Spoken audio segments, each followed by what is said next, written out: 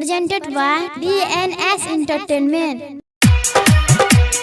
DJ Vikas Singing by Alter Singh. बोल न छोरी कभी कहिया गे, बढ़त छोरा मकैया रे, बोल न छोरी कभी कहिया गे, बढ़त छोरा मकैया रे, कहिया तो कहूँ घटैली गछौरी, सीखे न डले मिठैया गे।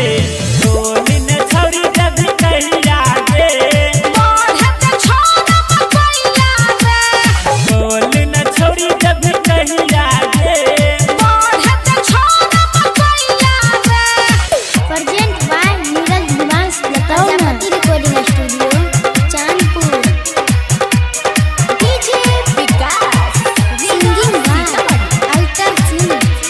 नम में से करे रे हो तोरा से प्यार गे, मिले का मौका नहीं चलिए को बार गे, मिले का मौका नहीं चलिए को बार गे।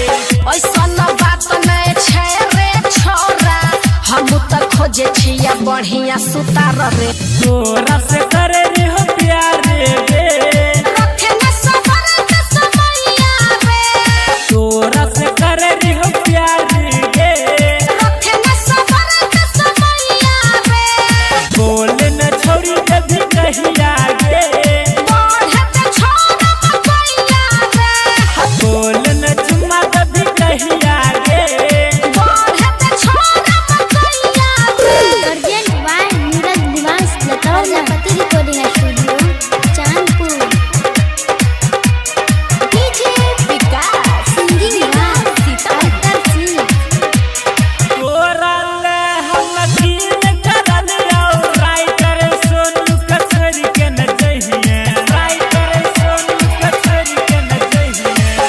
तोरे ला छोरा रे छिया पूरा देहिया, अंगुरी से चटे चटे खोई है मलैया, अल्टर के दभी कोई कहिया गे, चल जते दिल जब भैया रे, बोल न छोरी दभी कहिया गे, बढ़त छोरा मकैया रे, बोल न छोरी दभी कहिया गे, बढ़त छोरा मकैया रे।